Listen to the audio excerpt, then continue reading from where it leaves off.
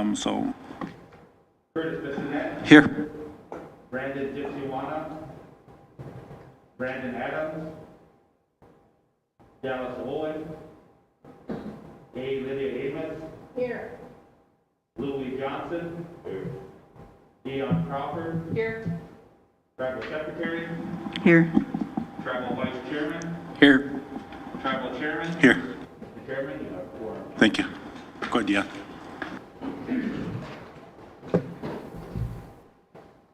Commissioner Dakiaki, you know, be there for this beautiful. Dakiaki, I ask that you watch over everybody that sits around this table. Commissioner, I ask that you be with them and their families. Commissioner, I pray that you watch over them and protect them in the best way that you can. Provide for them, continue to watch over their homes and as we prepare to walk away from this table and this position, Krishna, I ask that you guide us in the best way that you can. Krishna, I pray that you be with our people on this stage. Krishna, be with the little ones that are hungry and that are suffering. I pray that you wrap your arms around them and comfort them. Krishna, I pray that you be with the families that are grieving. I ask that you watch over the ones that that are waking up this morning without their parents. I ask that you watch over that little one that's waking up this morning without his mother. Krishna, I pray that you watch over our elderly that are suffering. Krishna, watch over the ones that are hungry, the ones that are in hospitals, that are incarcerated, that are suffering on this day. Krishna. Krishna, I ask that you continue to watch over the ones that are teaching our children and our young people to Krishna. Dakiak, we thank you for everything that you provide for us to Krishna. I pray that you continue to be with us, take care of us in the best way that you can. Thank you.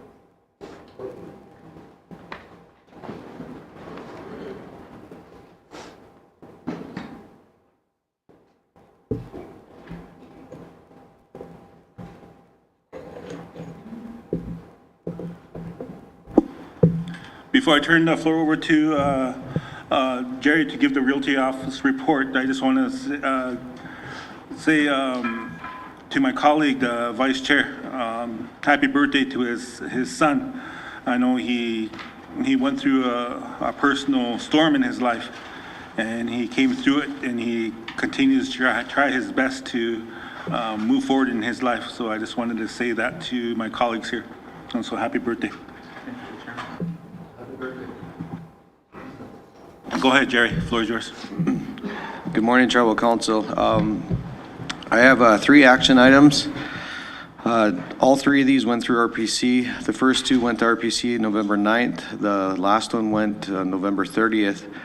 For action item number 3, I'm requesting an executive session, so I'll just cover 1 and 2 for now, and then we can go in exec session to cover number 3.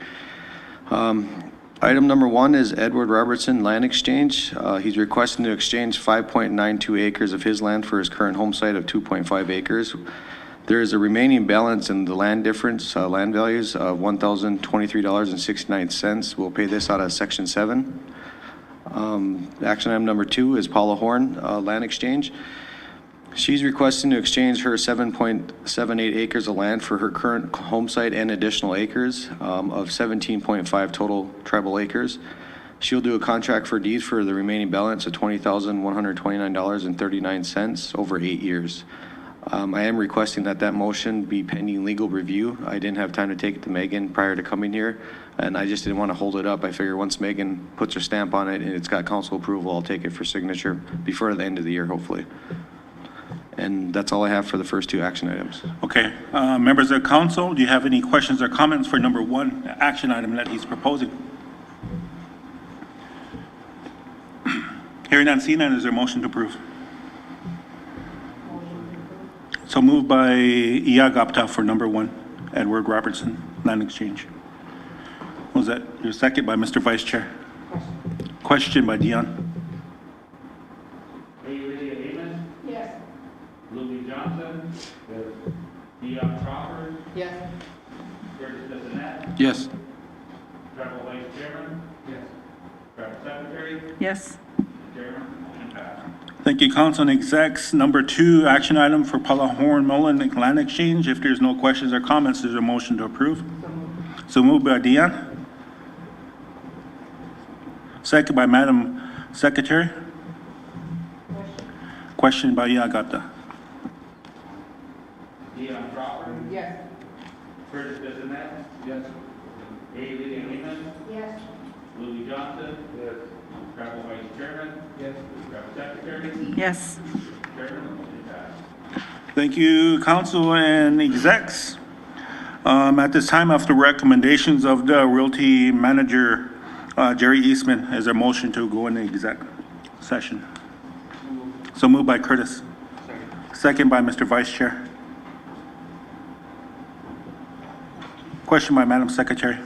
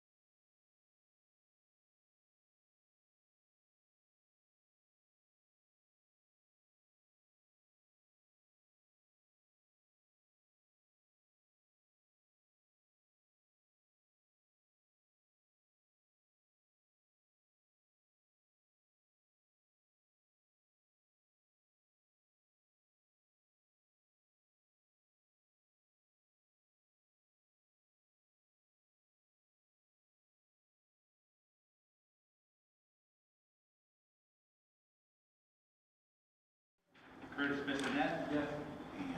Dallas Owen. Yes. A. Lydia Amos. Yes. Louis Johnson. Travel Vice Chairman. Yes. Travel Secretary. Yes. Mr. Chairman, the motion passed. Okay, at this time, do we have Mr. Gunn available? On deck, we have transportation right after Mr. Gunn.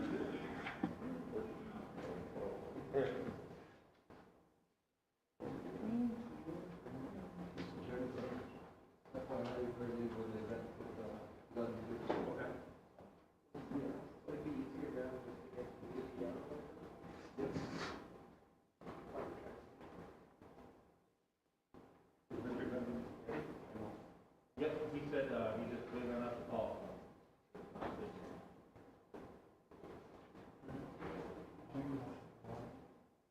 Okay. Cliff, come up. You only have 2 action items, so we're gonna get you. So we're not calling Steven? You can call him, make sure he's ready.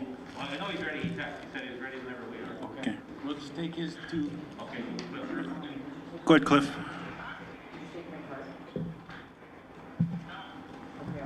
Morning, Tribal Council. I emailed out the report earlier.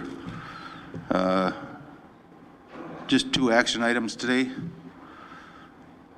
Number 1, the SWO DOT working with the Emergency Management Office, preparing a grant to the FEMA Building Resilient Infrastructure and Communities BRIC program. Previously supported, Tribal Council previously supported the scoping project. This was to complete the construction plans to move forward with rebuilding the roads. The second phase will be replacing the 7 culverts and 1 wooden structure, also regarding regrading and placing gravel along the route. So motion number 1 would be to approve SWO Tribal Council resolution authorizing the submission of the BRIC grant proposal and match assurance letter with the SWO Tribal Chairman signature authority on all documents. Okay, if there's no questions or comments, is there a motion to approve? So moved. So moved by Curtis, second by Dallas. Question by Susie. Nice. Curtis Bissonnette? Yes. Dallas Owen? Yep. Yes. A. Lydia Amos? Yes. Louis Johnson? Deanna Crawford? Yes. Travel Vice Chairman? Yes. Travel Secretary? Yes. Mr. Chairman, the motion passed. Number 2 is the transportation program safety projects. The SWO DOT was awarded 2 transportation safety grants to address safety deficiencies on the Lake Traverse Reservation. The funding has now been received by the SWO, and we are ready to begin the process to create the projects for the 2023 construction season. So motion number 2 would be to approve the KLJ consultant design task orders for the rumble strip, striping and signage project and systematic roadway departure countermeasures, safety projects, and SWO DOT TTPSF federally funded budgets with SWO Tribal Chairman signature authority on all documents. Thanks, Liz. Is there a motion to approve? So moved. So moved by Curtis. Second by Susie. Question by Dallas. Curtis Bissonnette? Yes. Dallas Owen? Yes. A. Lydia Amos? Yes. Louis Johnson? Deanna Crawford? Yes. Travel Vice Chairman? Yes. Travel Secretary? Yes. Mr. Chairman, the motion passed. Thank you, Cliff. We appreciate your time. Go ahead, Nice. Dion. Thank you, Mr. Chairman. So how far are we on the paving project in Lake Traverse? So I just got the report from our consultant working on that. We're still under the federal design process. Not sure, I can't say 100% sure that we'll be able to do that project in 2023. It might be put off till 2024 when it would be ready. But we have grant proposals that we'll be submitting that for, but I think we're going to run short on funding for that one. With BIA 8 probably going to be at the top of the list of the 3 that we had approved. So BIA 8 has a lot of 80, lot more cars drive it every day, so it rates higher. So, but yeah, you're on the list, and once we get that federal design completed, we'll be throwing that at all grant proposals that we can, and it'll be ready for construction 2024 for sure. Thank you, and I appreciate your, I really appreciate your hard work on that and your diligent effort to get that done. And I'm actually really surprised that more people aren't driving on that road to God's country, right, Tom? Thank you, Cliff, appreciate it. We can't, Motion to approve the report. Motion made by Madam Secretary to approve the transportation report, second by Curtis. Question by Emily Swim. yeah. Travel Secretary, Yes. Curtis Bissonnette. Yes. Dallas Nolan. Yes. Lydia Amos. Yes. Julie Johnson. Dion Crawford. Yes. Travel Vice Chairman. Yes. Chairman.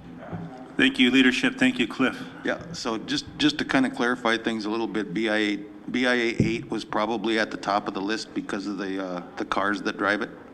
BIA 12 were pretty close to being completed. That's the Big Coulee Road.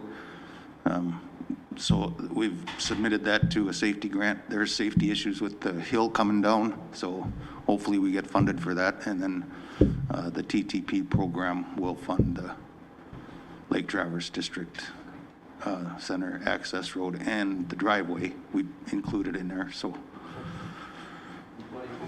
for 2053. Thanks, guys. Have a great day. I appreciate it. Mr. Gunn, are you online? Hey.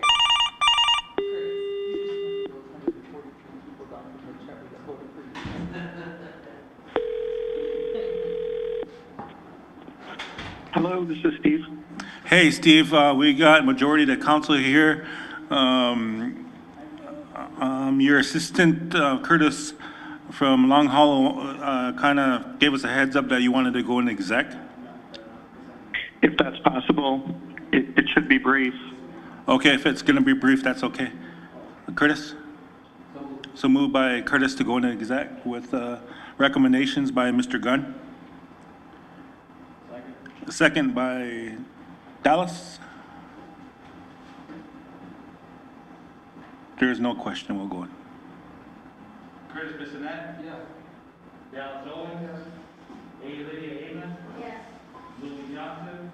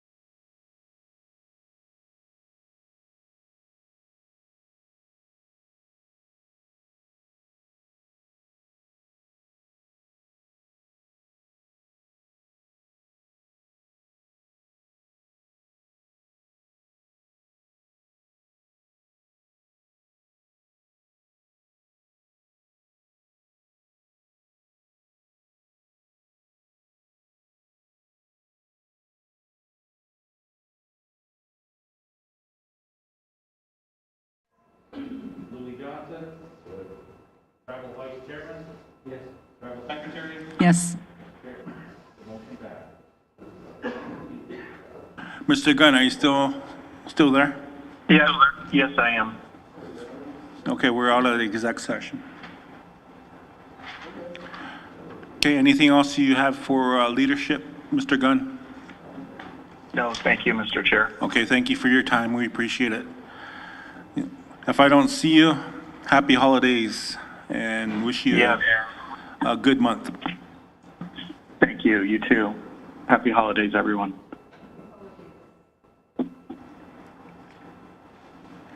Okay, members of council, anything? We have to approve this resolution. Yeah.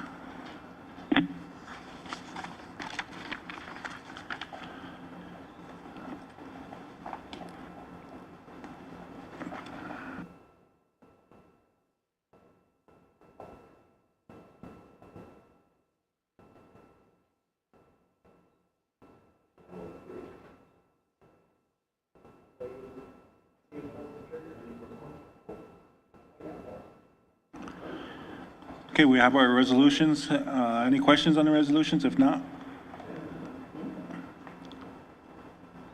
we do have a quorum.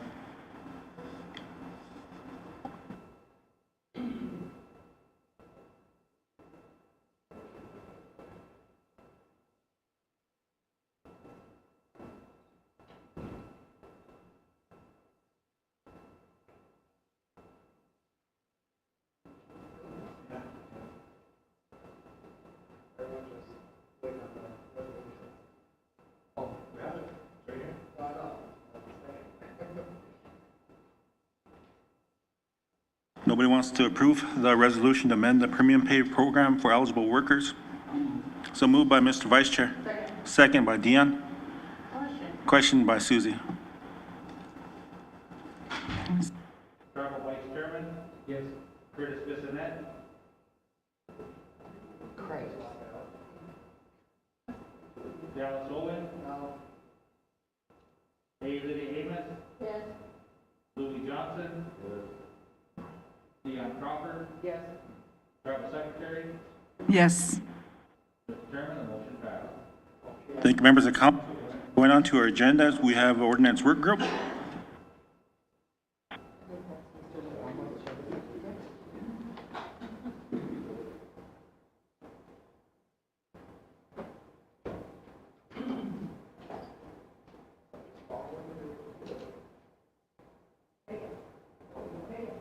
Mr. Chairman, I'm calling Bill Brody. Okay. I was supposed to meet with them, but they got busy with David about the family planning code. He had some questions on that.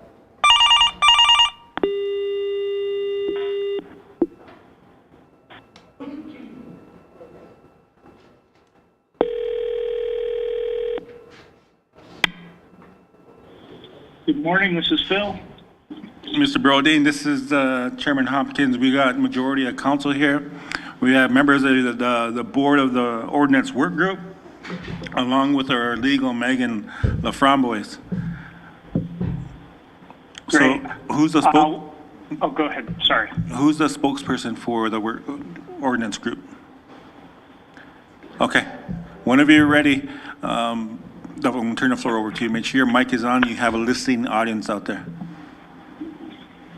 Good morning, Council and Chairman. Bob LaFramboise and I are here from the Ordinance Work Group, and we're here to report on the codes of Chapter 81 for the Medical Code amendments and Chapter 24, the Penal Code to decriminalize marijuana. So I will give it to you, Phil. Yeah, thank you, members of the Tribal Council and Mr. Chairman. We have three things to report on today, as was previously stated. The first I'll get out of the way right away, and that's the medical cannabis regulations. So the Medical Cannabis Code requires regulations to be created. Those regulations are to be adopted by the Medical Cannabis Commission within 60 days of the Cannabis Commission being seated. What we did with the ordinance work group is we took the draft that was created and we had 2 public commentary listening sessions on them, answered any questions that came up to the best of our ability, made some changes, made them more workable on the tribal level, and then we finally approved them. So we're handing those over to the tribal council. The ordinance work group part of it is done, and they have been approved by the ordinance work group. That's the medical cannabis regulations. I believe that was included in the email that was provided to tribal council. So the next step for those, really, we don't need any formal action today. I think the next step, the marijuana or the medical cannabis ordinance itself requires the Cannabis Commission to look at those and then adopt them within 60 days of being seated. Are there any questions for that matter right off the bat? Yes, we have a couple of the leadership have questions or comments for you. The first one, we have Curtis from Long Hollow. Then after that, we have Dion from Lake Traverse. Curtis, floor is yours. Thank you, Mr. Chairman. Good morning, Phil. Good morning, sir. So my question is, how far are we with the commissioners coming on board? So the commissioners coming on board, the last outstanding item is a federal background check. What I did a couple weeks ago, and I think Megan is going to cover it later on, but had a little trouble getting them internally. So I think it's important to get an RFP process going for a third party that will do those background checks. And there's lots of vendors out there. I worked with Shakopee to do some different backgrounds for some of their employees, but we found a good vendor that at Shakopee that works well. There are some that focus specifically in Indian country. So the next step is to get a third party vendor on board to do those background checks, and then we can seat the board officially. Curtis, I know the floor is yours, but can I intervene here? And a quick question before Dion, too. Wouldn't our gaming commission, they do background checks. Can we use those to save money? We can't? Okay. Tribal courts, even HR? It's my understanding that the gaming commission they have rules from the NIGC that they can't do things outside of the gaming context or purview. So that's where that. Okay, I just wanted to ask that. Floor is still yours, Curtis, unless you're done. No, I'm done, Mr. Chairman. Thank you. Yeah, floor is yours. Thank you, Mr. Chairman. Good morning, Mr. Bodine. And this is just a general question. How are we able as a tribe to, because the state does not have recreational, are we able to do recreational? And then are there other substances that we could work towards legalizing, like psilocybin and ayahuasca? Yeah, so I think that's 2 separate questions. So we know right off the bat, well, first of all, we have a tribal council motion 14. And maybe this, Dion, maybe this is a good segue into the penal code changes, because I think this is directly on that exact question. So would you prefer I answer it now or wait till the penal code? You can answer me however you want to, Mr. Bodine. Okay. Let's finish up with the regulations, and then we'll bounce into the penal code, chapter 24, and I think that's where this question is really teed up.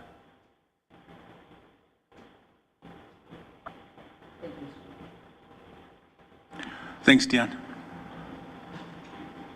Okay. If there's no further questions on the regulations, we can go right into the penal code themselves. So this is 2 documents that I created. First is a resolution talking about amendments to Chapter 24, and second are the amendments themselves. This is based on the instruction given by Tribal Council Motion number 43. The motion was adopted on August 3rd, 2021. At that point, the Tribal Council voted to decriminalize cannabis for medical and recreational use under tribal law. So as Ms. Crawford had said, we know that the state of South Dakota has a medical program. They do not have a recreational program. This does create unanswered question with regard to how it's going to be looked at from the federal perspective. I think we have seen a little bit of what Flandreau started to do when they went for full recreation, and then the state stepped in and said, we're going to prosecute non-members who are there for using recreational instead of, outside of the state medical program. So that brings us to this unanswered question of, can recreational still be valid on the reservation without kind of the comparable state law that allows recreational? I think it's important for the penal code specifically. What we're focusing here in on is tribal criminal laws, right? So this is just saying the changes to the penal code are saying we're not going to prosecute these under tribal law. There's still an open question on recreational if it's going to be prosecuted, at the federal level. The feds have put out 2 different memos that explain their enforcement priorities. One of their enforcement priorities is preventing the diversion of cannabis from states where it is legal to other jurisdictions where it is not legal. That may apply to recreational if it goes from the reservation off.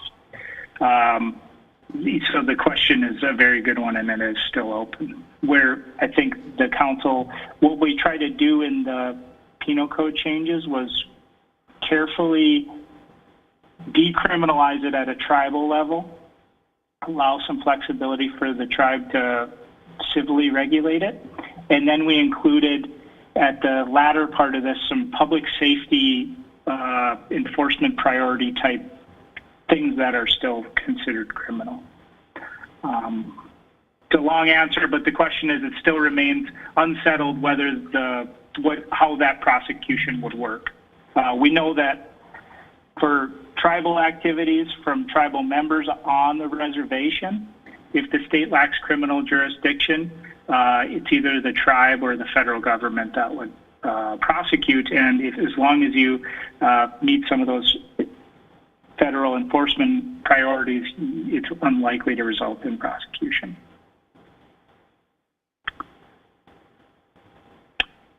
Any questions so far from leadership? The second question, oh, sorry. Just want to make sure, any questions or comments from leadership before we go on? Just make sure they're... No questions, so you could continue. Okay, so the second question on other drugs, where we're seeing the states themselves and the federal government, for that matter, kind of loosen up is specifically on THC. We haven't seen the same thing. We've seen some, cities and states move on other drugs, but we don't have those federal memos yet on those other drugs. So where we're kind of relying on is the Department of Justice came out with 2 different memos setting out enforcement priorities specifically for the cultivation and use of marijuana. So like ayahuasca and psilocybin, those haven't been addressed, and we don't have any clear direction yet how DOJ would look at that, even in the smallest level. So I think with that lack of clarity, it would be difficult for the tribe to say, you'd be going out on a limb, I think, in saying that we're going to legalize this, we're authorized to do it, because we don't have those DOJ memos similar to the Cole and Wilkinson memo. You have a question coming from Dion. Thank you, Mr. Chairman. So it's totally reliant on the federal government, because I know like Colorado legalized psilocybin, and it's not that I'm wanting to promote substance use. My view has always been, because we have such a high level of synthetic substance use like fentanyl, that some of those substances that grow from the earth are less harmful, and there are studies to that effect, that they're less harmful than synthetic substances like fentanyl. So that's why I'm asking. I just want the public to know I'm not promoting drug use, but looking at it more from the viewpoint of harm reduction. And there are medical studies that are coming, that I've read on specifically psilocybin and ayahuasca that are promising, but they're just not there yet. So there really is no option for us to legalize or even start the process of legalizing psilocybin and some of those mushroom root plant-based substances. Yeah, like I said, you'd be going out on a significant limb if you started down that path. I think if we wait for a little bit and see how it's, I mean, so for instance, marijuana, right? The speed at which this went from not completely criminal to legal for medical use to legal for recreational use will probably show that once there's more, I guess, research out there that shows the positive effects of other substances that grow naturally, I would imagine they'd follow a similar course and move fairly rapidly. And I think all of that started for marijuana specifically was when the individuals, a couple of the states said, we're not going to play this game anymore. We think this has a medical benefit.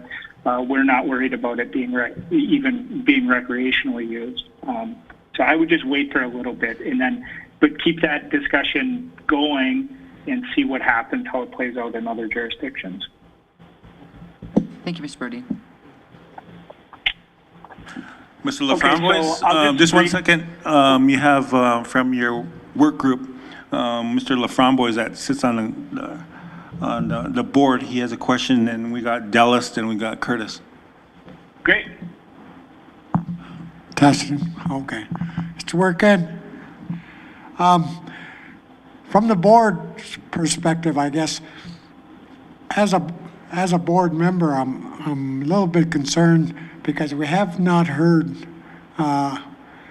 where the tribe was going with the business part of cannabis. We're pushing it out to the private sector. It's not done by the government like Flanjo is. So my question is, where are we going? And how quickly do we got to get all of these regulations and code in place before we could allow our members to participate in the business aspects? I don't know who's going to answer that, but Mr. Vice Chair, then we'll go in order. Thank you for, I believe it was either last month or the month before, besides the regulations, and then went over the business plan with Tall Bear, but we started supplementing ARPA with our tax and lease and to give us our startup costs for the cannabis business. So it'll be moving quickly here soon on the business side of it. Dallas, Curtis, and Dion. So going back to when we have issues that if the state doesn't have it legal, well, let the state have issues. And if we have non-tribal members that want to participate in any activities that we have on the tribe that we've legalized that the state has otherwise deemed illegal, well, frankly, that's on the non-tribal member if they want to use that at their own discretion is how I view that. That was why I wanted to say that. And I think you're right, because what we saw, where the state of South Dakota came down somewhat heavily is saying, we're going to prosecute non-members who go and use this recreationally. It's like, okay. I don't know if that came to fruition, but I think you're spot on there, Dallas. Go ahead, Curtis. Thank you, Mr. Chairman. So my understanding with your question is that we need to get our board in place. We need to establish all of this stuff first before we start discussing business part of it. But we are, on the back end, we are still, making sure that we're having those discussions to make sure, like, when we're ready, when this commission is in place, then we can really hit the ground running. So, yeah, we are still continuing those conversations, though. So, thank you for that question. Good. Dion, floor is yours. Thank you, Mr. Chairman. And so you know, I know there's a couple of us that have really been pushing and are not very patient. And of course, I always feel like the tribe doesn't move fast enough, and I get very frustrated. This is one of the projects that I've been very frustrated with because on the business end of it, of course, it's going to be very lucrative for our tribe. But socially, it's harm reduction. You know, we don't have the capacity to put all of the people that need substance use treatment through treatment. And so it's harm reduction, and that's the most important piece for me. I think that today still, I think we're gonna have a discussion and talk about declaring it an emergency.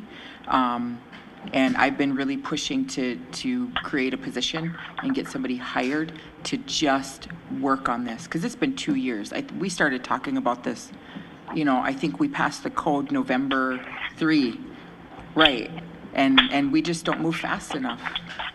And so if that's something that we can do today, I'm hoping we can do that today, because I'm not going to be here next month. So thank you, Mr. Chairman. Thank you. Back to you, Broden. Okay, so just briefly, I'll go through what I did specifically on Title 24. This is the penal code.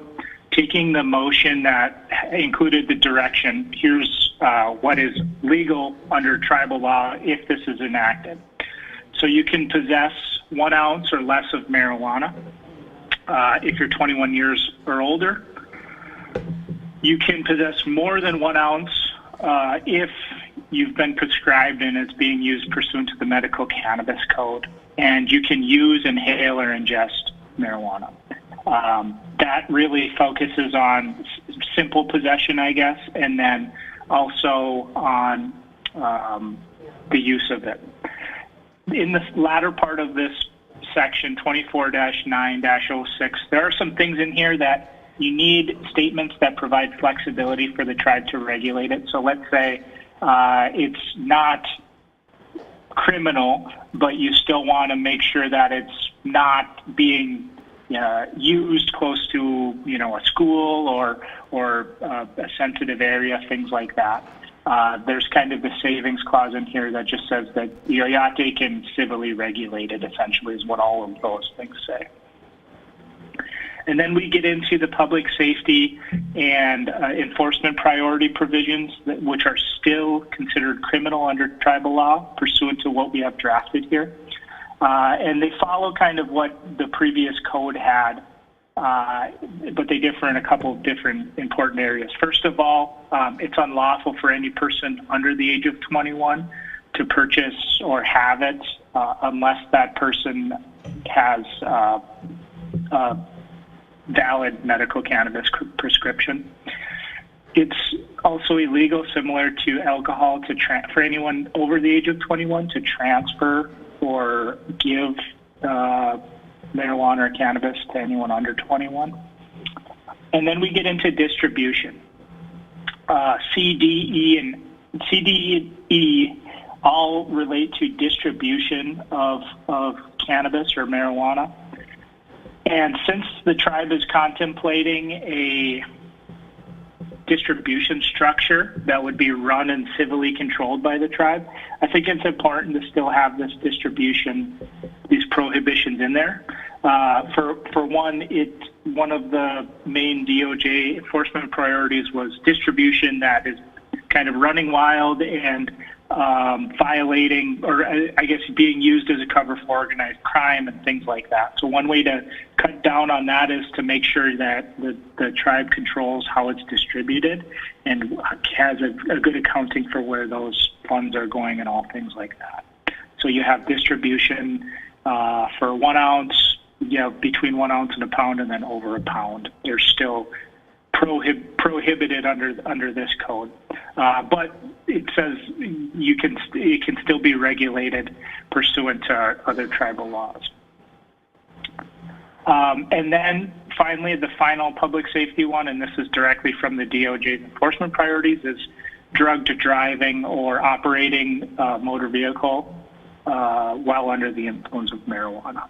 That's the final kind of prohibited act that's still illegal. I think the resolution just says all of that in resolution form and kind of encapsulates what we've discussed with regard to changes to this penal code. Are there any questions on either the resolution or the proposed changes to the penal code? Only one question or comment coming from Curtis. So this is just like the heads up meeting, what's coming? We don't have to necessarily pass anything today, correct? Well, this one's ready to go. This change to the penal code is ready to go. Okay.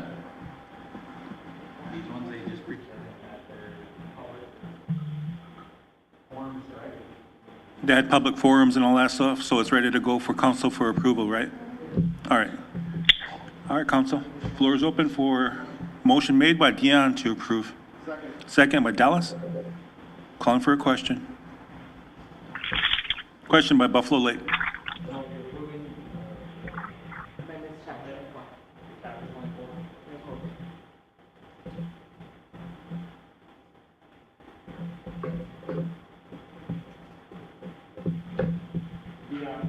Yes. Curtis Bissonette? Yes. Dallas Owen? Yes. Lydia Haven? Yes. Louis Johnson? Tribal Vice Chairman? Yes. Tribal Secretary? Yes. I'm sorry, I should ask what the effective date? Can we go backwards? Yeah, I was gonna say, can we do it back there? Can we backdate We, it to? we could backdate it, right? Can we backdate it to November 8th, 21? Because that was when we passed chapter 81. To our legal, is that, can we backdate that? You can backdate the effective date, so anyone that has concerns about possession, the motion was made in August of 2021. So we can put in the Awesome. resolution an effective date for these changes. Backdate to I think you've done August that with some other things. 2021. Yes. August 1st, 2021. Or I would go when you made the motion, which was on August. Let me pull it up. I'll just get those. If you're okay, Dion, I'll get those two to match when motion 43 was made and then when the effective date for this. Okay, whenever we get that, just send it to her. The motion passed.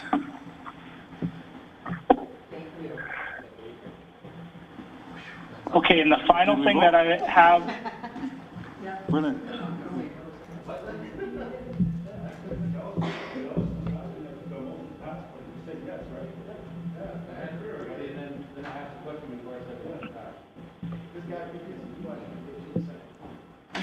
I think he even threw off the Yapaha too.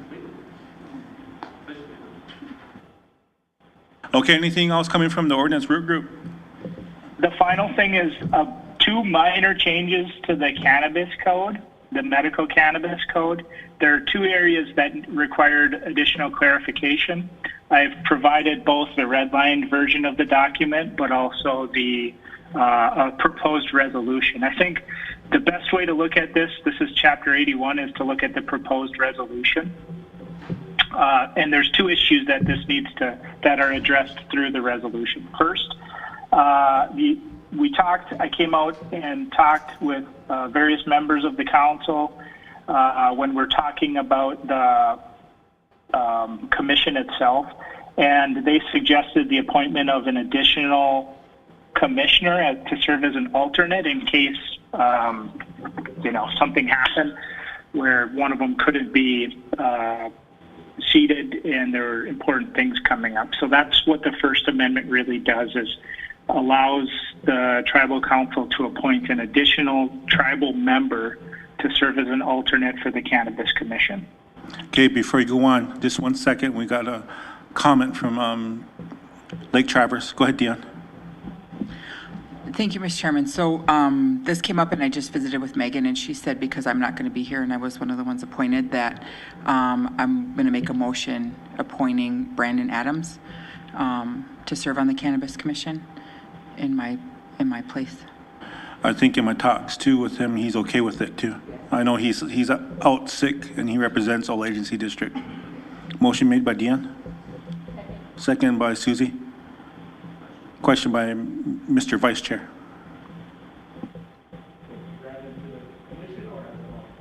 to the commission to replace Lake Traverse.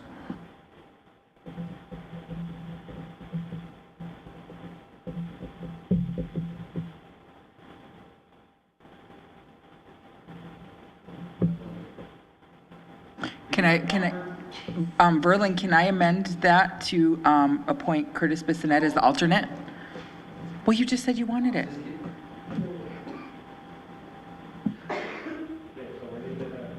Yes. He would be in the council anyway. What don't say you want it if you don't want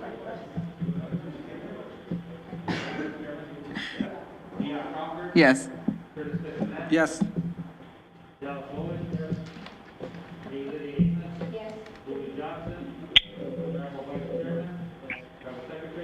Yes. Thank you, leadership. Anything else from our legal? We still have these two proposed amendments to the medical cannabis code. So the first is this language that allows for the appointment of an alternate. Remind me. The second is language that really clears up and clarifies an internal inconsistency. All we did is reference the authorization to have medical for somebody under 18. We referenced that in a provision that prohibits people under 21 from having it. So just making clear that it can be used and prescribed for somebody under 18 and 21 if they're doing it pursuant to the medical cannabis code.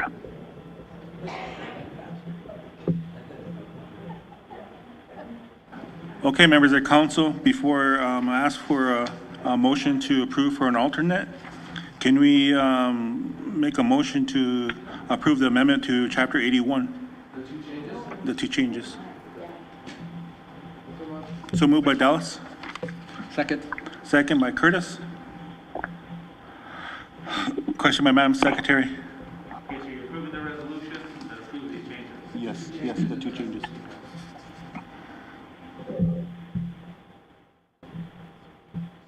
Dallas Owens? Yes. Adrian Amos? Yes. Louis Johnson? Yes. Dion Crawford? Yes. Curtis Bissonette? Yes. Tribal Vice Chairman? Yes. Tribal Secretary? Yes. Chairman? Okay, members of council, is there a motion approving it for an alternate? Dallas, floor is yours. In discussions in previous, I thought we were going to go forward from the applicants that put in. So I would like to nominate Terry Larson. I believe she was the next runner-up. Motion made by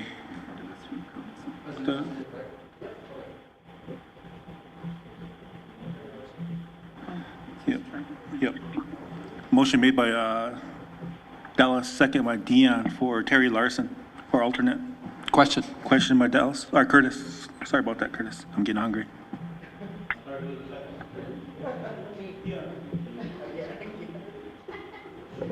Owens? Yes. Adrian Amos? Louis Johnson? Dion Crawford? Yes. Curtis Bissonette? Yes. Tribal Vice Chairman? Yes.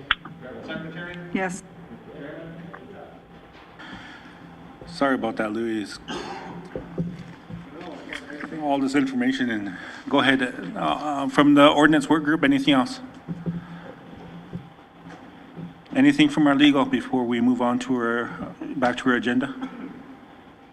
That's it on my end. Thank you very much. We appreciate you making time for us, to the work group. We appreciate making time for leadership, and thank you for bringing this forward to us. Thank you. Thank you. Motion to approve the ordinance work group report. So moved by Dion. Second by Susie. Question by Dallas. Dion Crawford? Yes. Curtis Bissonette? Yes. Dallas Owens? Yes. Adrian Amos? Yes. Louis Johnson? Tribal Vice Chairman? Tribal Secretary? Yes. Chairman?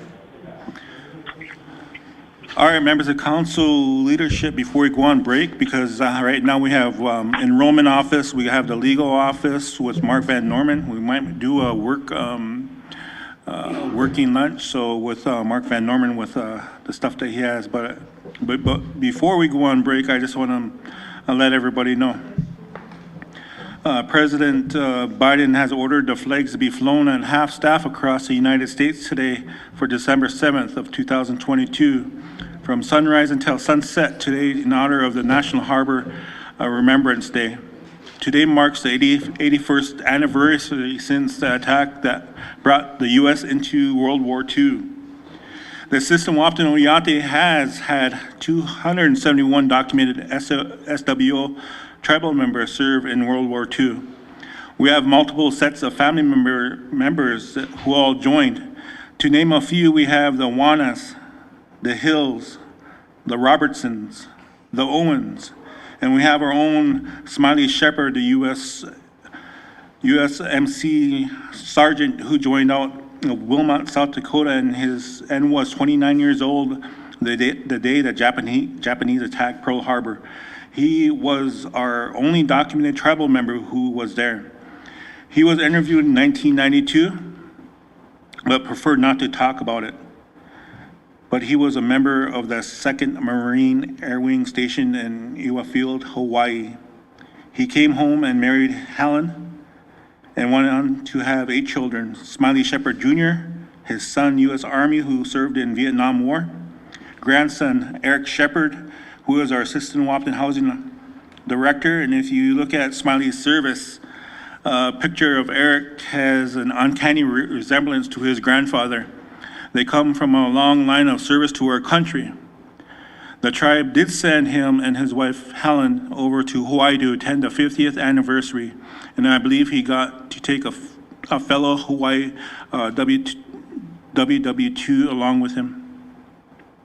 He was president at Pearl Harbor, but he did not serve in World War II, so it was an honor that he was able to accompany him.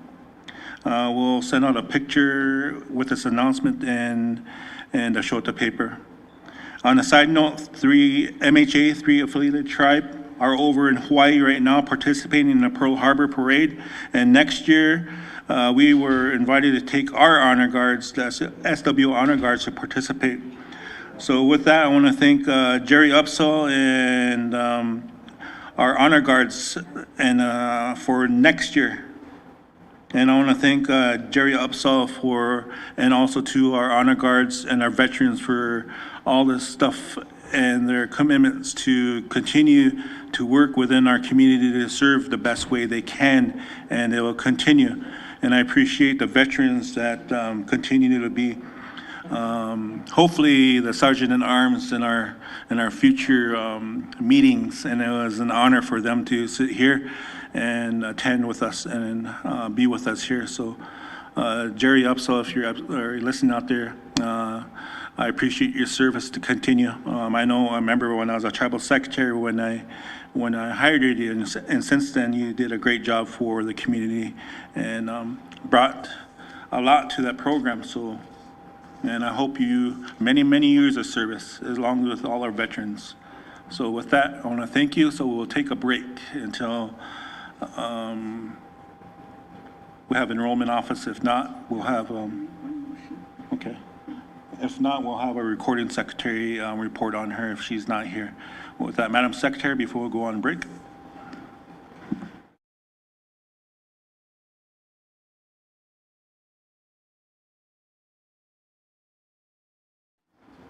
That the 2 district council members, Enemy Swim and Kaipa, be allowed to opt out of the changes that were made in our adoption of the Tribal Council compensation policy recently approved by Tribal Council.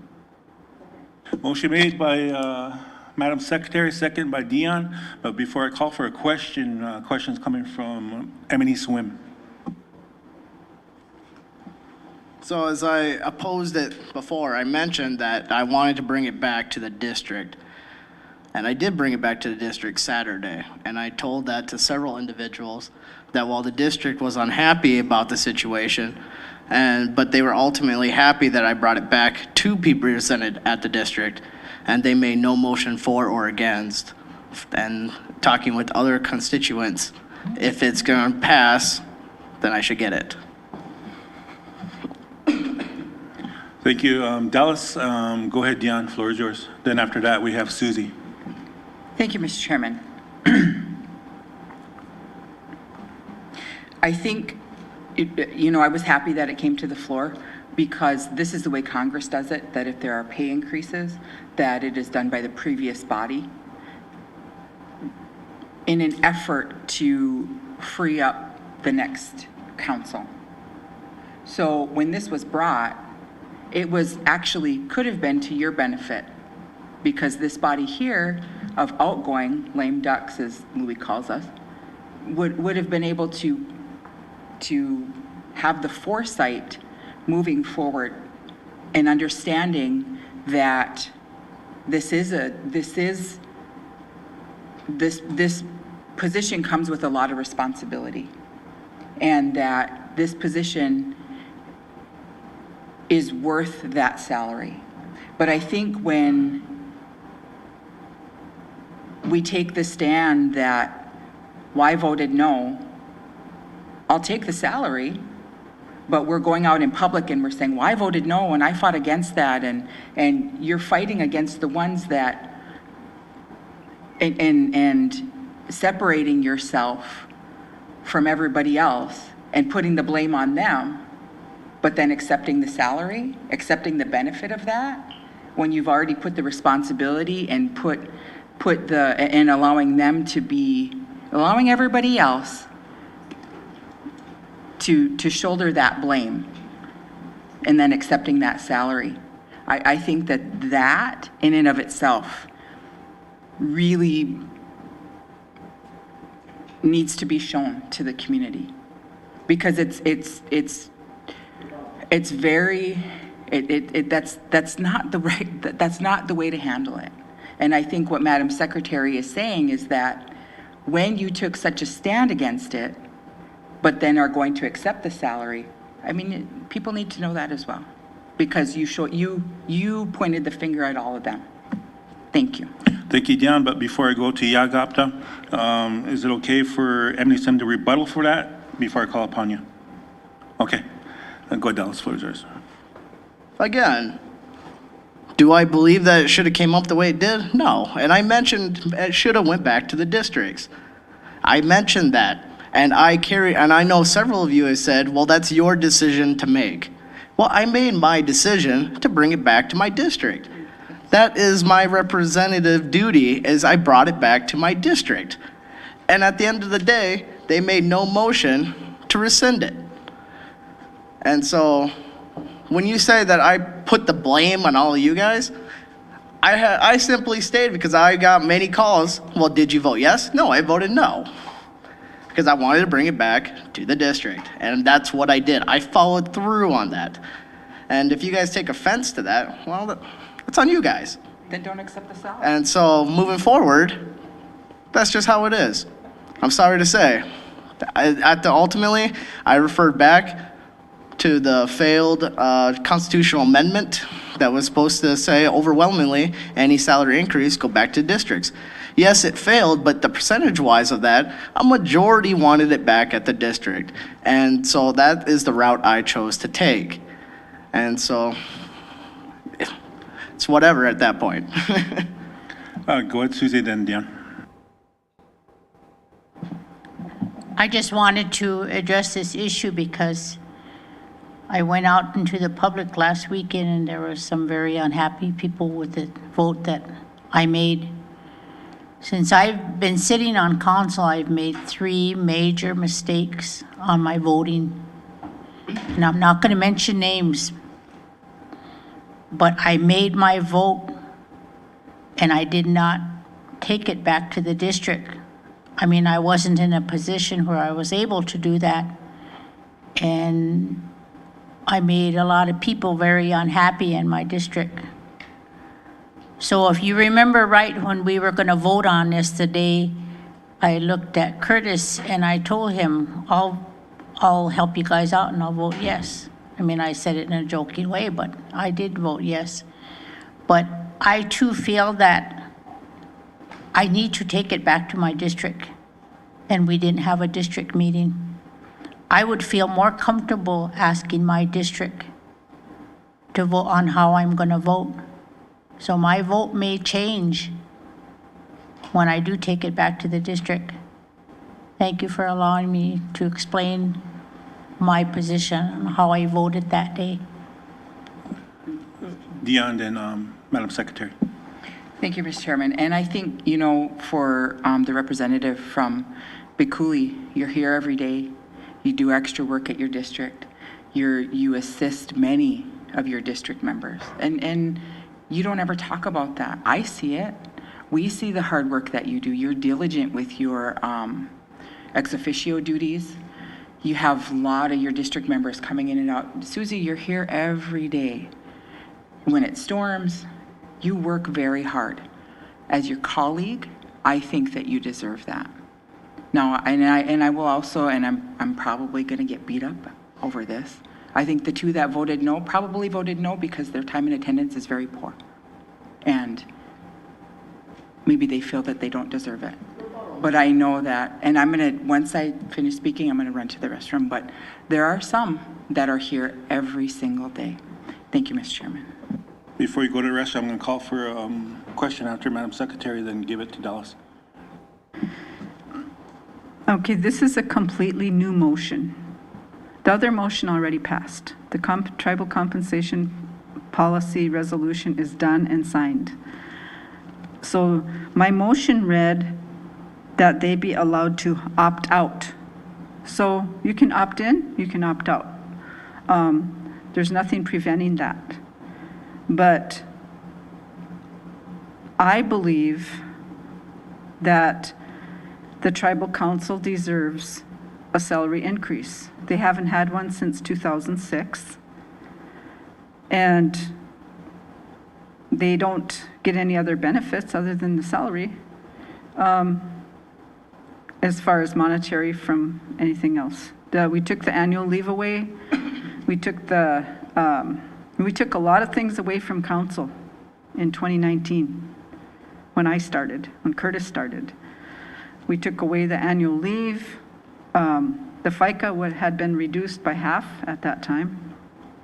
And there was no networking fee any longer. That was taken away. So there was several things taken away from tribal council, and yet they never got a salary increase since 2006. When everybody around them, all the employees continued to get salary increases, continued to get compensated for services according to inflation, the cost of living, the lump sum payments. And meanwhile, they surpassed tribal council salaries. So that was the reason for bringing the tribal council compensation policy to Greg Paulson for review. And this was done way last year. And we just wanted to get it done for the incoming council. So that was done, and it's approved, and it's passed, and it's in resolution form. It's not a discussion anymore. This is just simply a motion allowing anyone that wants to opt in or opt out. You can opt out if you so choose. You can opt in because you deserve it. So with that, I'm going to question. Okay, I'm going to acknowledge your question, but before I call for a vote, go ahead, Dallas, you had your hand raised. The fact that you bring up my attendance when I have been open with everybody that my wife has had a rough last trimester, and then she had a C-section, in which case she is still recovering from, and you're going to bring up my attendance on that? That is despicable. Before that, I was here consistently. I worked diligently. I answered plenty of calls from my constituents. And so I would just like to say, for shame on that. Because I have been open with everyone. I need group text. If I'm not going to make it I let everybody know when I'm not going to get here. I'm a family man. I can't help that. I have a wife and now 3 kids that depend on me. And when I can, I help out my grandmother when she needs me. So to bring up my attendance on that, shame. Okay, call for vote. Madam Secretary? Yes. Curtis Bissonnette? Yes. Dallas Owen? Yes. A. Lydia Amos? Yes. Louis Johnson? Dion Crawford? Yes. Tribal Vice Chairman? Yes. Mr. Chairman, the motion passed. Okay, just to remind leadership, we have Enrollment Office, Legal Office, Mark Van Norman, and before that, we have a couple other ones. Mr. Vice Chair, he forgot to include some action items in his report, so we'll get back on that. So I think Verlin brought to her attention that there's a couple action that we need to pass by council too.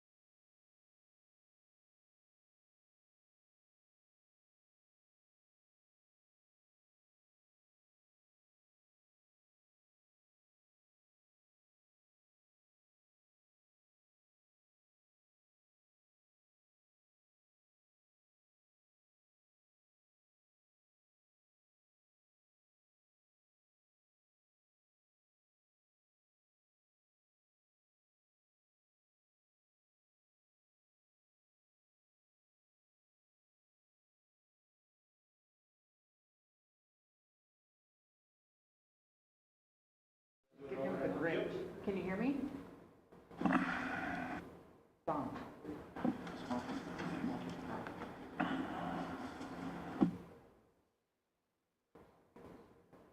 Are you gonna forget? If it's easier for where you're sitting at, Vernon, to get everything down, you can sit there. But then I don't have my phone over here. Oh, okay. Can you just give him the Grinch one, the boba? No boba, just the Grinch one. Darn, my God.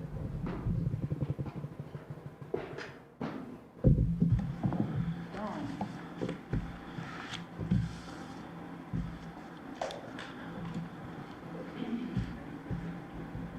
All right, Vernon, whenever you get a chance, Vernon's going to be bringing up the enrollment report for Zelma. Okay. Good morning, Tribal Council. I'll be presenting enrollment report. So for the first time since I've been here, we don't have anybody under Exhibit A. That's why we didn't have an Exhibit A. So I apologize in advance if I mispronounce anybody's names. But under Exhibit B, we have 12 applicants requesting enrollment with Assistant Wapton Oyate. They are Kane David Bars, Kyrie Lou Cloud, Wakia Hota, Stacy Dumars,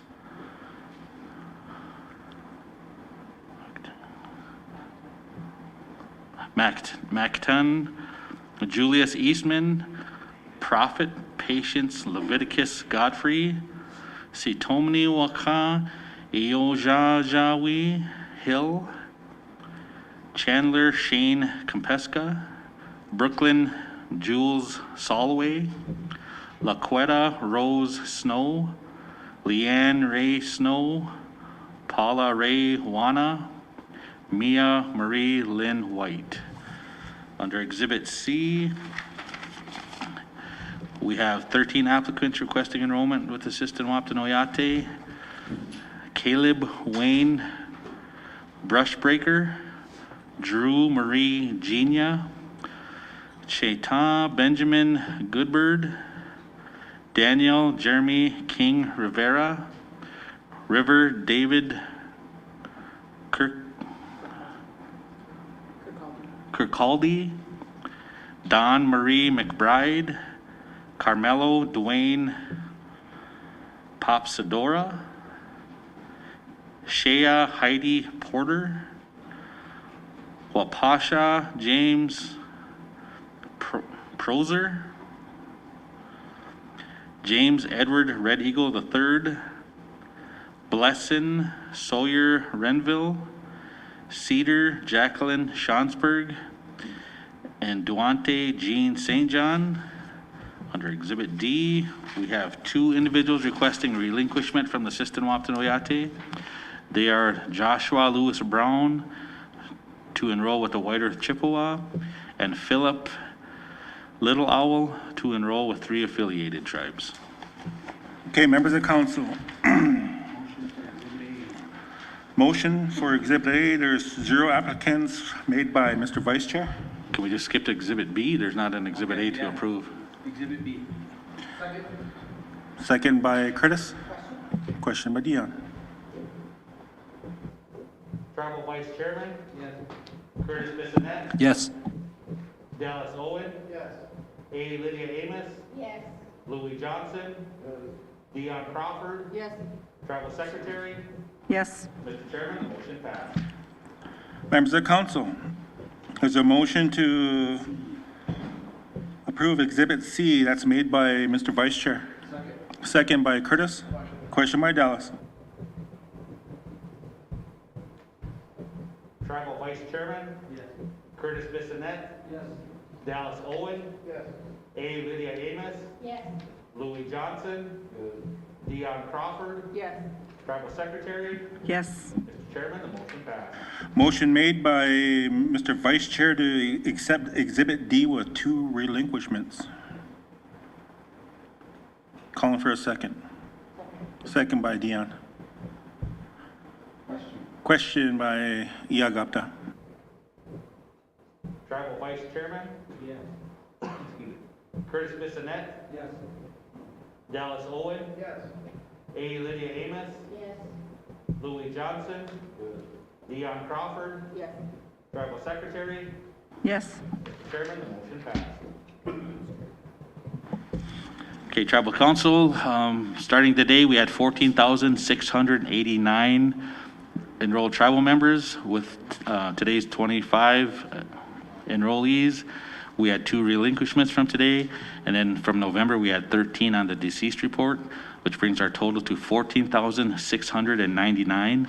Of those, 6,276 live on the reservation, 8,423 live off the reservation.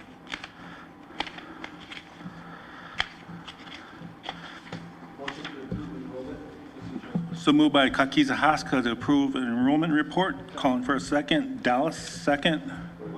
Question by Buffalo Lake.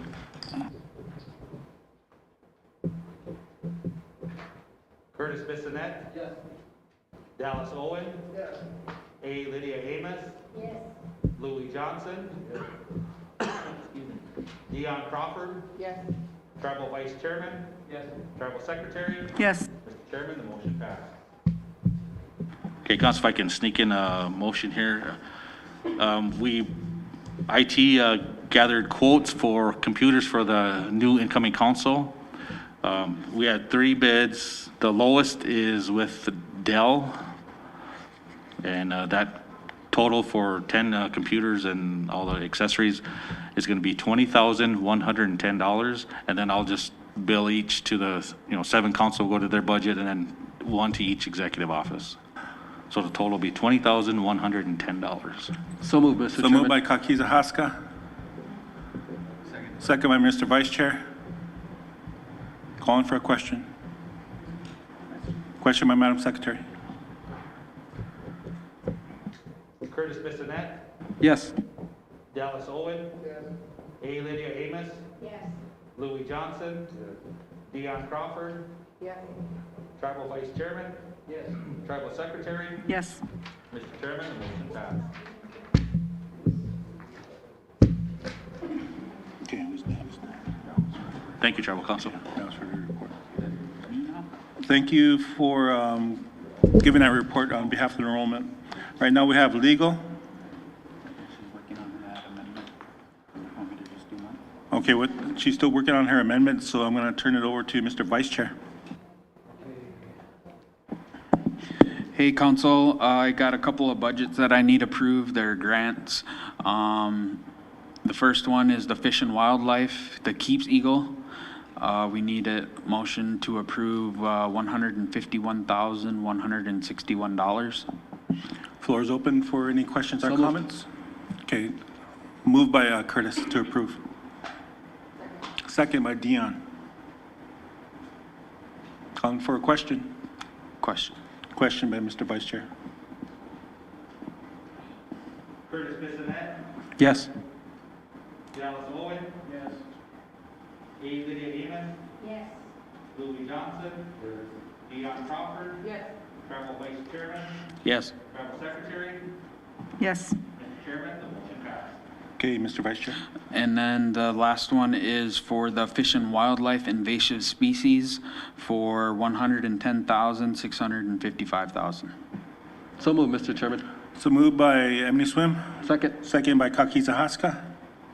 Question. Question by Mr. Vice Chair. Dallas Owen. Yes. A. Lydia Amos. Yes. Louis Johnson. Dion Crawford. Yes. Curtis Bissonette. Yes. Tribal Vice Chairman. Yes. Tribal Secretary. Yes. Mr. Chairman, the motion passed. Thank you, Chairman. That's all I have. Ashley come under legal, SKC yesterday.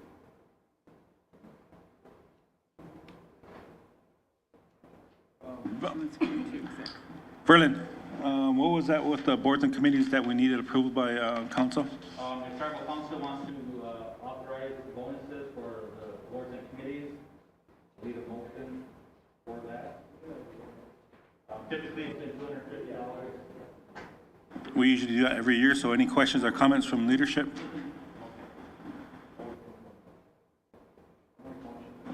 So moved by Mr. Vice Chair. Second by Emily Swim. But before I call a question, Do you have a comment or question? Can you come up to the mic, please?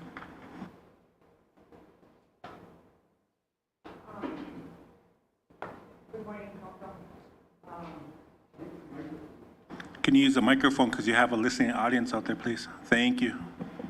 Okay. Good morning, Council. My name is Marie Renville. I'm from the Chiba District. And regarding the Christmas bonuses for tribal, is it boards? It's boards and committees. Yeah. We had a meeting the other night with the TIPO. And at that time, I don't know if Diane brought it up, but we were requesting that all boards and committees that don't get anything from any other place, that they get $250, but we are requesting that they get $500, because because you guys are getting money, the employees are getting money. I think these boards and committees are also entitled to getting a little more, because you can't buy very much with $250. So I think I would like to see if you guys would be willing to raise that to $500. You know, that's all. Okay, you heard it from a board member from THIPO. That's going to be up to the motion maker. So the motion maker, if you can consider that, you could add that to your motion. If not, the motion will stand.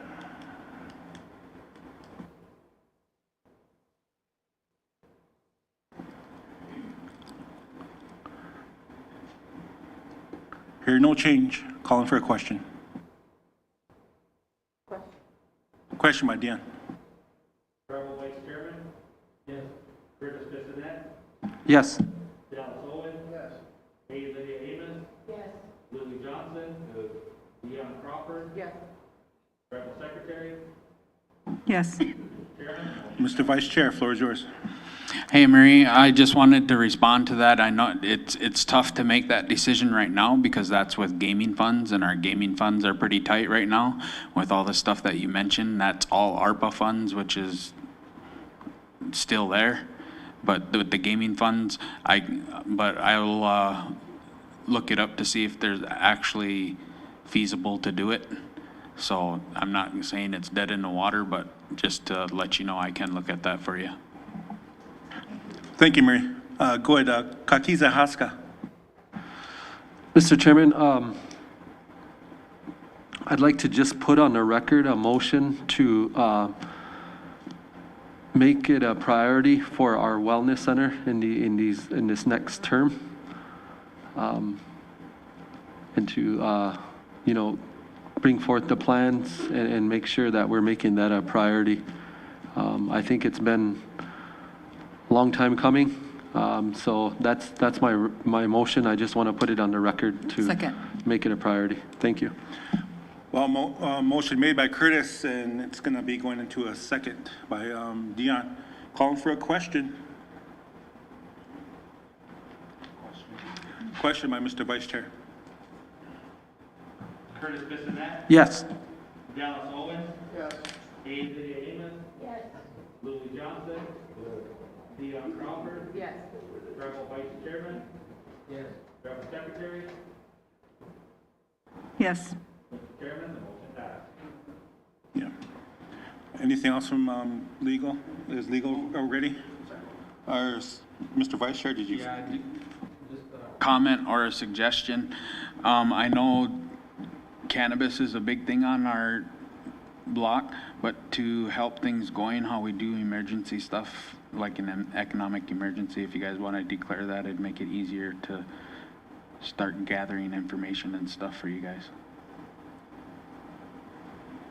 I'd like a motion if that's what you guys would like to do.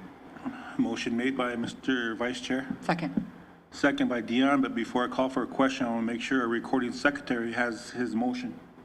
No, just that it's, we're declaring an economic emergency if, cannabis.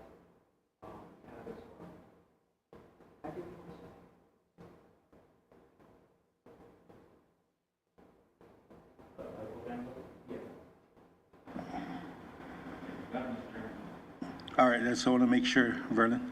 Go ahead, Dion, then Dallas. Thank you, Mr. Vice Chair, or Mr. Chairman. So would the responsibility for that fall under the office of the Vice Chairman?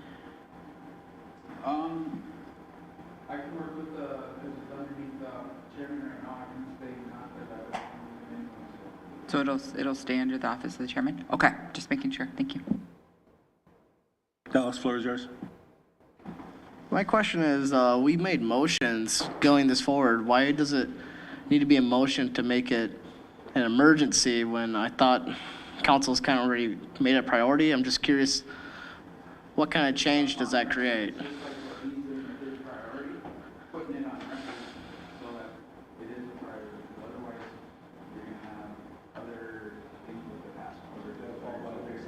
So, okay, so it's basically just making sure it's a priority. Okay, I just wanted to clarify. Thank you. You threw me off, Dallas. Did I call for a question? No. Question by Dallas. Tribal Vice Chairman? Yes. Curtis Bissonette? Yes. Dallas Owen? Yes. Lydia Heyman? Yes. Louis Johnson? Dion Crawford? Yes. Tribal Secretary? Yes. Motion passed. Okay, there's going to be some action items coming from legal. Then after that, we have, I'm going to ask to adjourn, but we're going to have a discussion with regarding, we'll be in an exec session. There's going to be an issue that's coming up. Then with that, we'll go into that working lunch break with our Mark Van Norman and his wife. So just give me a heads up. With that, we'll take a break. Waiting for Megan.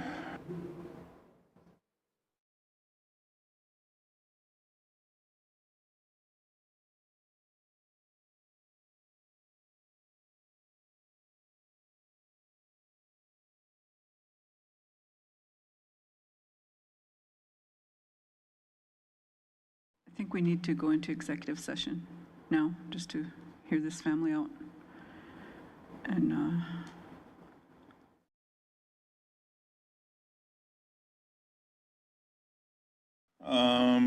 Calling for a second recommendation from the Madam Secretary. Is it calling for a second? Second by Madam Secretary.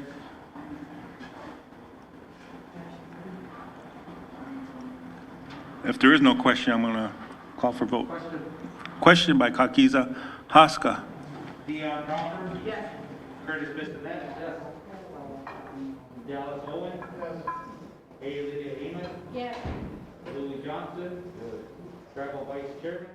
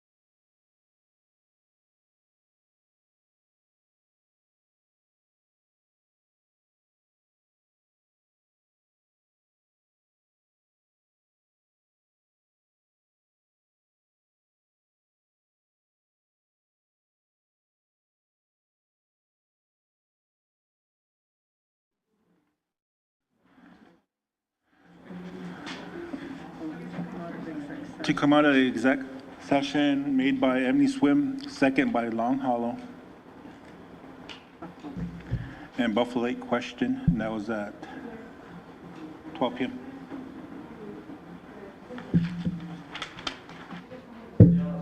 Yes. Yes. Louis Johnson. Dion Crawford. Yes. Burgess Bissonnette. Yes. Travel Vice Chairman. Yes. Travel Secretary. Yes. Chairman. Thank you, Verlin and leadership. Megan, whenever you get a chance, floor is yours. Make sure your mic is on. We do have a listening audience.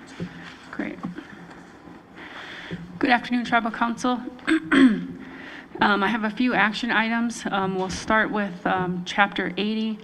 All the documentation that I'll be presenting today was provided in an email, so you guys have all that. So I think, is Berlin over there? He left. We're going to get Greg on the line to discuss the Chapter 80 amendments.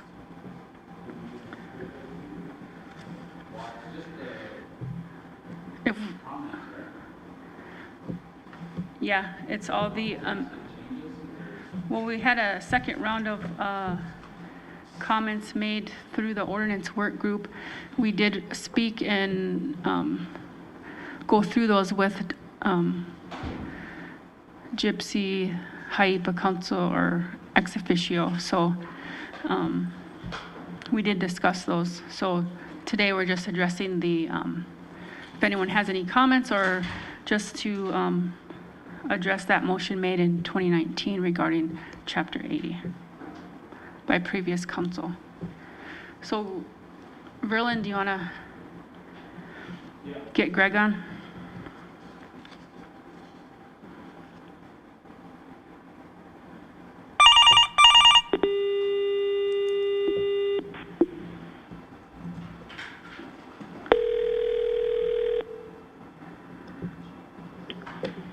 Hello.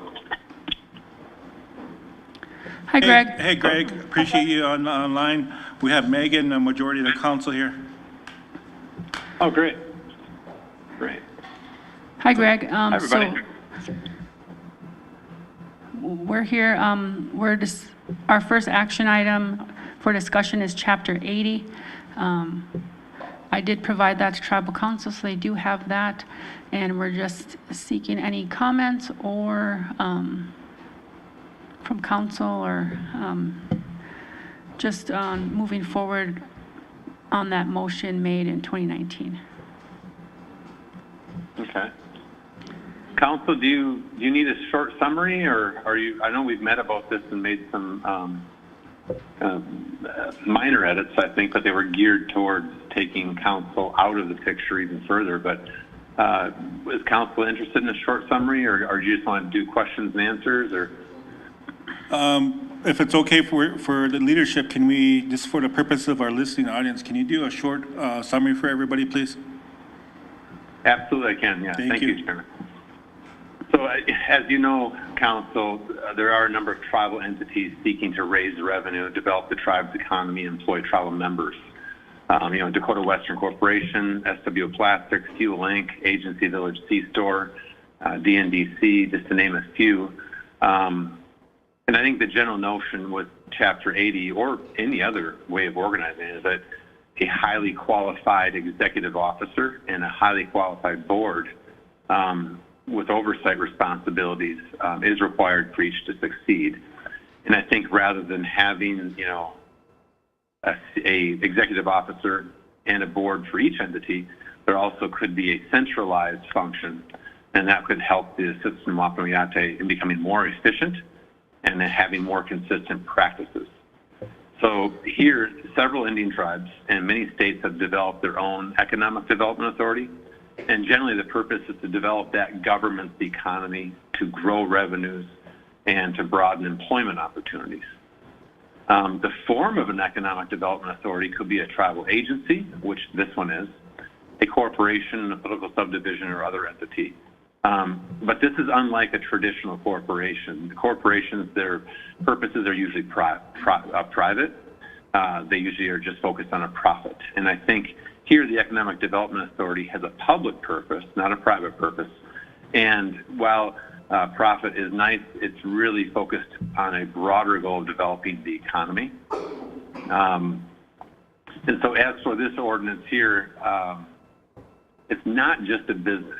Its purpose is a public developing the economy business, and not only making a profit, but it's really, instead of focused on profits, it's raising revenues. Now you could say they're the same thing, but again, one is a private purpose and a public purpose. And also, if you think of all the harm caused historically by the federal and state government, such as the loss of land, the loss of a tax base, it becomes necessary for the tribe to pursue a broad range of economic development activities, which it has done, in order to generate sorely needed revenues to operate the government and provide services to its members. So here, some simple things are that the Economic Development Authorities, their debts and their liabilities and their assets, they remain separate from the tribe's treasury. And so Title I of the Economic Development Authority Ordinance just tells the story of why it's being created. And I've kind of described all those things: economic development, generating government revenues, increasing employment, and then trying to actually limit council's role and involvement, and trying to establish experts in the field of economic development that would actually operate all the so-called for-profits. Right now, after some edits, the board would consist of 3 at a minimum, or 5 maximum, highly qualified board members who vote. And there are no voting members on council that would be a part of that. Title II sets forth the board members' qualifications, removal, vacancies, compensation. And again, a tribal council member is not on that board. The board's purpose is set forth in Title III: develop the tribal economy, create employment for tribal members, generate revenues for tribal government, develop a strategic plan for economic development, increase the economic well-being of the tribal membership, and promote public health, education, charity, and other services as can contribute to the social advancement of tribal members. So these are broadly stated powers. That title also establishes a board member's oath of office and a conflict of interest provisions. Title IV sets forth, just like it does for the D&GE enterprise and those articles, there are some actions that require tribal council approval, and those are pretty common sense actions like the proposed sale or exchange of all of the Economic Development Authority's assets or those of its subsidiaries, or any proposed merger, any proposed voluntary dissolution, so on and so forth. Title V establishes that there would be a chief executive officer that would, it's established by ordinance, and there are future vice presidents that could be authorized too, but the main focus is on the chief executive officer that would be chosen by the board with the concurrence of council.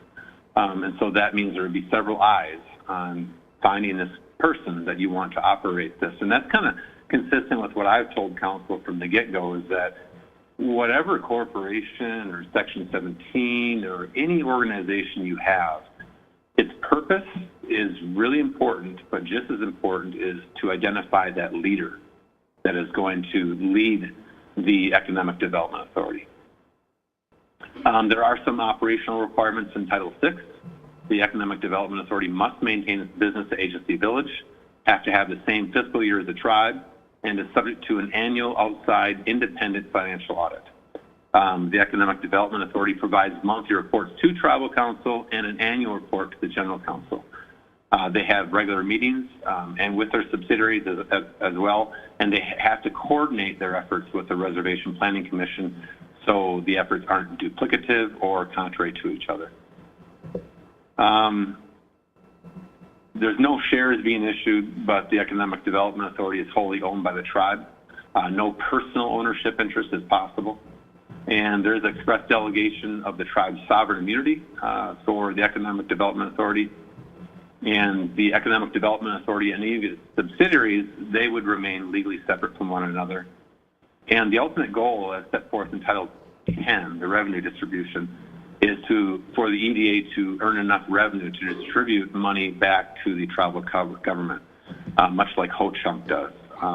The goal is 10% per year. However, there would be no distribution to the tribal government if the net revenues are $500,000 or less. And finally, the Title 11 specifies that the Economic Development Authority's existence is perpetual unless it would be dissolved by the council. Is there any questions or concerns? Nope, I don't hear any questions or concerns yet. Did I put you to sleep, or was that okay? No. I didn't see any hands up, or I didn't see the mics go green yet, so that means no questions or comments. All right. All right. Oh, just 1 second, Dion. So can I make a motion to approve? Is that a resolution? Motion to approve that resolution made by Dion.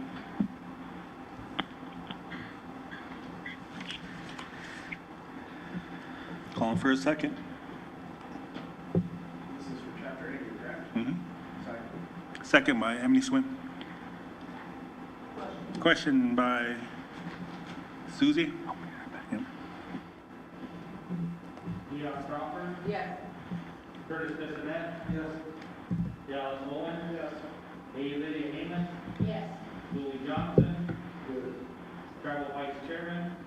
Tribal Secretary? Yes. Mr. Chairman, the motion passed. Okay, anything else? Megan? Yes, Tribal Council. So I did provide, I'm seeking approval for an RFP. I did provide the documentation to Tribal Council. This is in accordance with the Medical Cannabis Code. And you had that discussion earlier with Phil, and he talked about the RFP and moving forward to find the service, federal background investigation services. So I did provide that as a draft. If there's no additional comments, I'd like to seek approval to provide that RFP to our procurement department for advertisement. Thanks, Megan. If there's no motion, or if there's no questions or comments, is there a motion to approve? So moved by Kakiza Haska. Second by Tokonomo. Question by Madam Secretary. Curtis Bissonnette, Yes. Dallas Holden. Yes. A. Lydia Amos. Yes. Lily Johnson. Dion Crawford. No.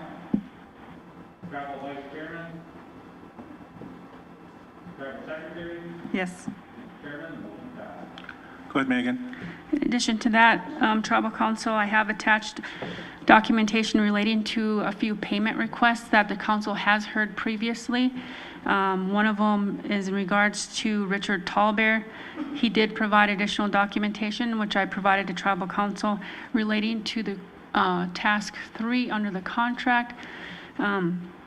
We had communications, myself and the vice chairman had communications with Mr. Tallbear in regard to submitting additional work pursuant to questions from the RPC and council. So that is provided in your documentation. We're looking to address that request for payment to finalize the contract under task 4. Thank you, Megan. Going over to Lake Traverse, floor is yours. Thank you, Mr. Chairman. I'm gonna make a motion to approve. So moved by Lake Traverse to approve the payment for Richard Tallbear. Second by Susie. Calling for a question. Question by Long Hollow. What's the amount that we're still funding for? Whatever it was the last one. Remember, I think it was or no. It was carried over now.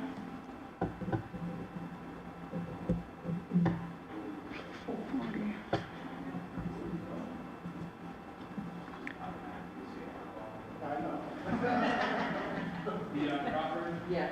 Curtis Bissonnette. Yes. Dallas Holden. A. Lydia Amos. Yes. Lily Johnson. Travel Vice Chairman. Yes. Travel Secretary. Yes. Mr. Chairman, the motion passed. Thank you, leadership. Going over to Megan. On that same request, there's was a request previously made by Renville and Company. Council did hear this request back in July. I did provide that documentation again to Tribal Council.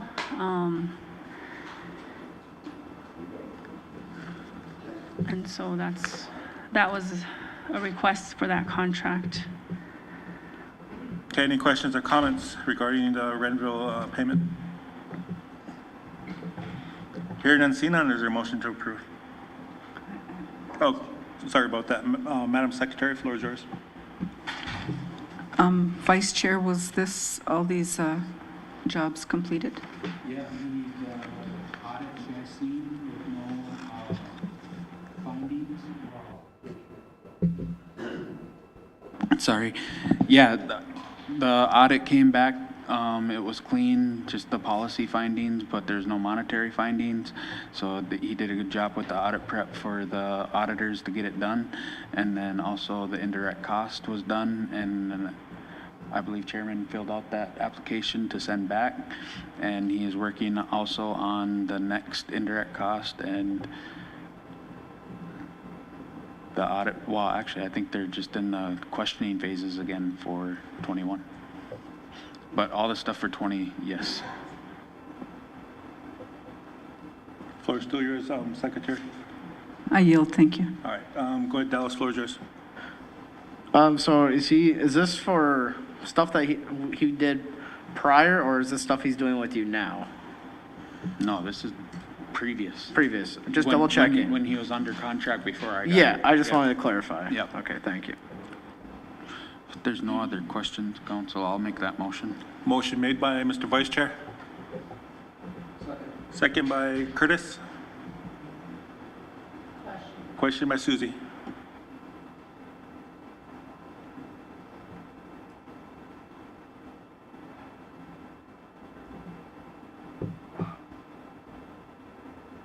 Travel Vice Chairman. Yes. Curtis Bissonnette. Yes. Dallas Holden. Yes. A. Lydia Amos. Yes. Lily Johnson. Dion Crawford. Tribal Secretary? Yes. Mr. Chairman? Motion passed. Thank you, leadership. Going back to our legal. Go ahead, Megan.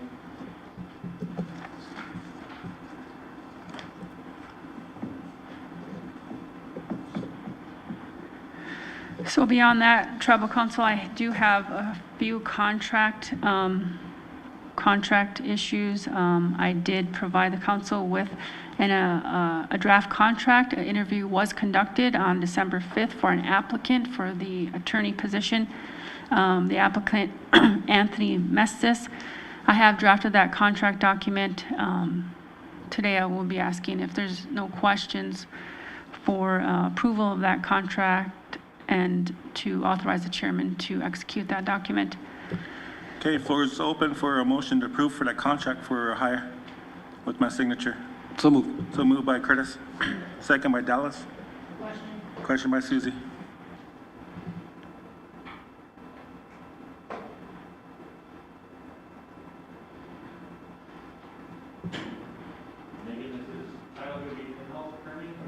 Correct.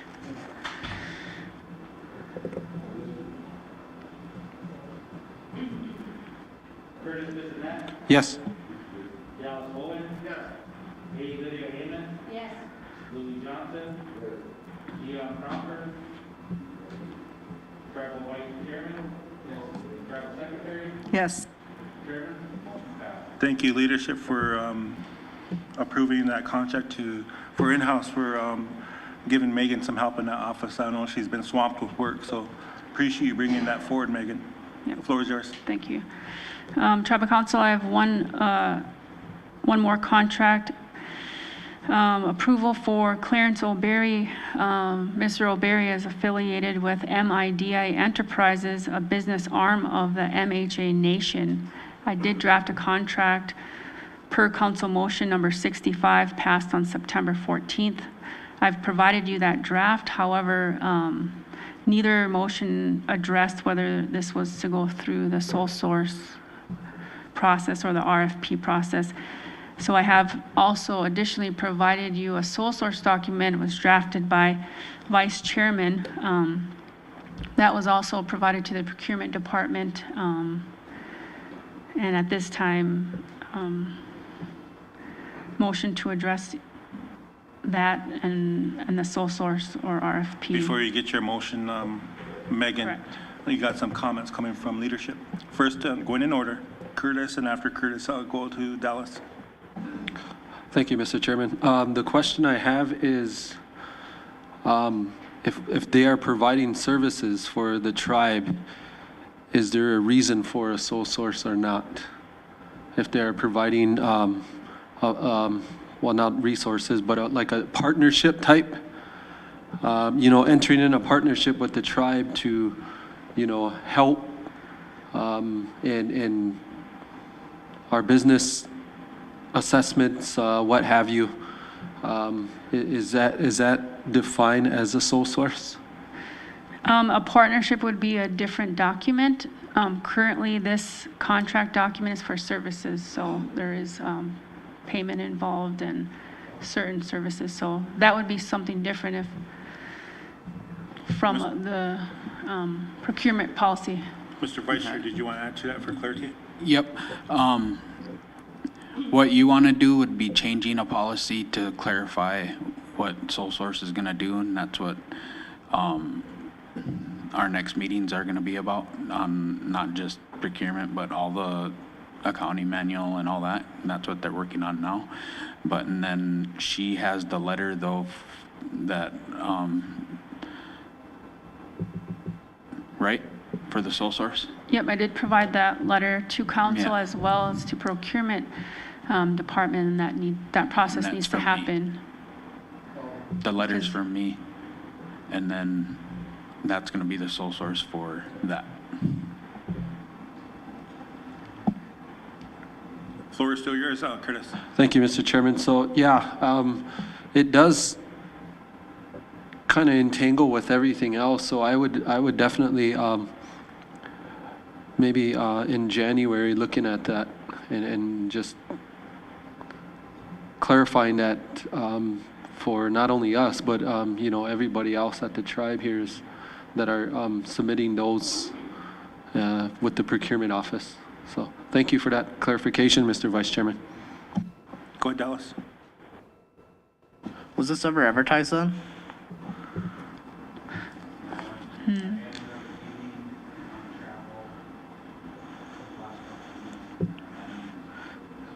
Because I knew when you first presented this to us that you had it all on the up and up, and then it got some way down the road.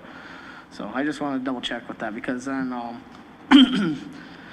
yeah, he's offering services, and again, you sole source it under the 3 categories, and an emergency of our making does not count as one of those 3 categories. I feel I'm just going to say that, and we've had so much time just to advertise it, and here we are still, and the guy, I believe, could do good work. I just don't see how between the last conversation we had to now, why it just couldn't be advertised to see what came. And so, I mean, I would just like to express my disappointment on that. And I understand that there are situations that outside control. We are still in a pandemic. I sincerely understand that. It just does get kind of frustrating. So I appreciate you, Eddie, coming forward on that. I understand that, but the issue that I came up with is I don't know how to specifically RFP for that. You know what I mean? Because if you look at the policy, it says that we can sole source for specific things that are unique or whatever. So I was having trouble trying to do the RFP. Is like, how do I make, because RFP is so it's not unique, right? So that's where we're having the issue. And I just told legal that I'll provide that letter for a sole source. Okay, floor is open, still open for any comments or questions coming from leadership regarding that contract. Go ahead, Curtis. I just have one more, Mr. Chairman. So if this goes through, Megan, who does he report to? Does he report to tribal council or? Correct. Okay, thank you. Go ahead, Megan. Did you have anything else? I was on just that going issue? to add that one of those processes have to happen first before the contract is approved, either the RFP or sole source. So moved by Mr. Vice Chair for a sole source. Calling for a second. Second. Second by Curtis. Is there a question? Question by Susie.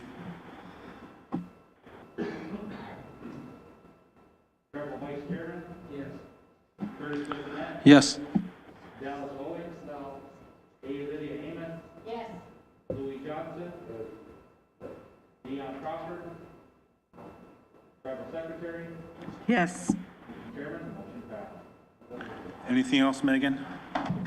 Yes, Tribal Council, I had one additional action item, and Greg is going to present that. It's a resolution that was provided to Tribal Council, so I'll let Greg speak on that one.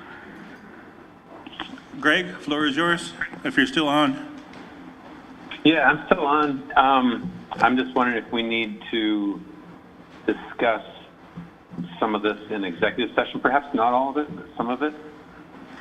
Or to some of it. Do you have any thoughts on that? But before, for your recommendation of exec session, I know I expressed my feelings about that. Jeez, how many times are we going to exec already? Breaking records here. I know we have DCA. We discussed that, our issue. We have our legal counsel here, but I ask for your patience. We're trying to get our action items done from our legal. Then I'll turn the floor over to Mark Van Norman. I know he has an action item, then we'll go into our working lunch break with you guys, if you guys don't mind. Thank you. Is there a motion to go into exec? Motion. Motion made by Madam Secretary. Second by Dion. Question by Buffalo Lake. Did you question? No. Tribal Secretary. Yes. Curtis Bissonette. Dallas Owens, yes. A. Lydia Amos. Yes.